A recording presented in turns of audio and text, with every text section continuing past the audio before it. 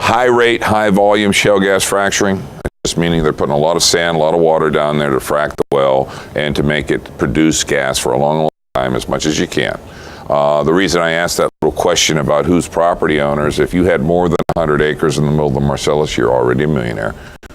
They are going to pay you just for the property rights, the access to oil and gas on your property, close to $5,000 an acre, and they're going to do that for 5 years, and they're going to pay you all up front.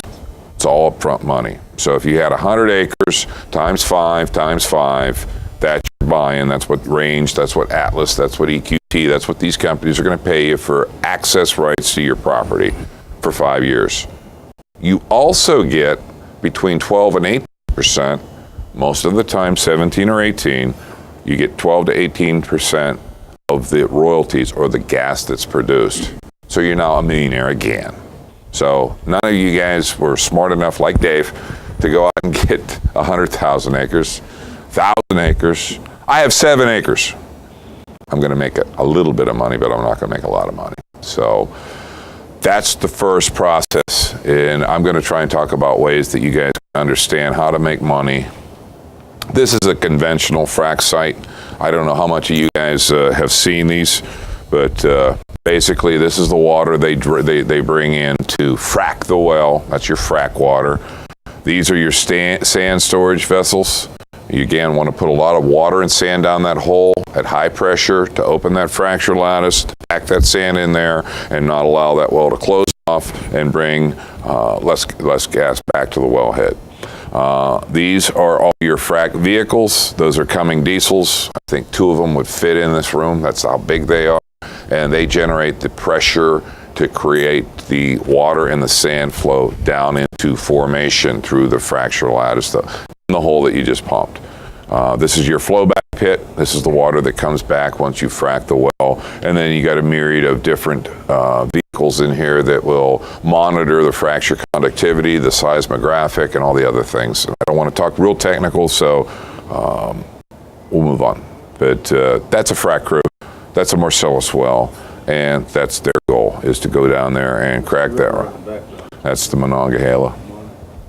Yeah, this is a Snyder Brothers job. That's one of the energy companies. Again, I don't know what the audience wanted to hear, so I tried to work on things that I thought that you might have some interest in. I know there's some legal people in the room. I know that there's people helping folks with this kind of stuff, but you know, you can help people. You can make money by just doing mineral rights search. What I didn't realize is I don't own the mineral rights to my property. I own natural gas and oil rights to my property. I didn't know they were different. So you may not own the mineral rights, but you could own the gas rights. So check it out if you have property. But one of the ways to make money is to just simply help people understand whether or not they own their mineral rights and do a research or search on that. Again, because mineral and oil gas is different. Legal documents, you need to prepare legal documents when you get into contracts with Range or Atlas or EQT or any of these companies that are going to come onto your property and take your gas. You want to make sure you're protected, so you're going to have legal documentation so the lawyers can get rich in this play. Land leases, you can physically be the guy that goes out there and secures the property and the lease and the right to fracture on your property. Again, I say Google search these topics if this is something that's of interest to you, because I don't know much about it. I just know it's a way to make money. If it's something that's in your sweet spot and it's something you'd want to do, sorry, I can't help you. Google these topics. They'll tell you how to get into it and how to make money. These are the energy companies. These are the guys that make the decisions. If you're going to start an asphalt business, if you're going to go out and you're going to do welding, which I heard earlier, if you're going to do legal counseling, if you're going to do water acquisition, permitting, anything that is responsible for a Marcellus well development, these are the people you have to talk to. Right? They're the ones with the purse strings. I didn't list them all. There's probably 50 or 60 players right now in the Marcellus, and they're coming in a big way. You can see Shell's in, Chevron's in, BP's in, Exxon's in. They're all coming in because we are the gas station to the East Coast. And trust me, it is safe and reliable energy. You just simply need to understand that our steel industry, our paper industry, our textile industry, those all formed back in the late 1800s, early 1900s. There was no internet. There was no Google. When they had bad water, they dumped it in the creek. These guys can't, and they won't.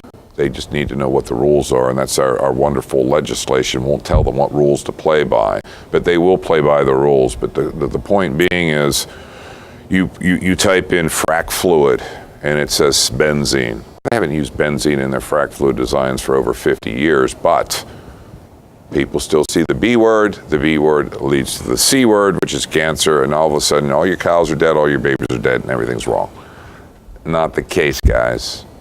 But the only news out there is the bad news. The good news isn't getting out there, and that's why when Arthur asked me to come out and speak to you folks, I jumped on the opportunity so that we could educate folks as to how good this industry is for Pennsylvania, what the benefits are, and hey, like any industry, the steel industry, they made their hiccups. They dumped some crap in the river that killed fish.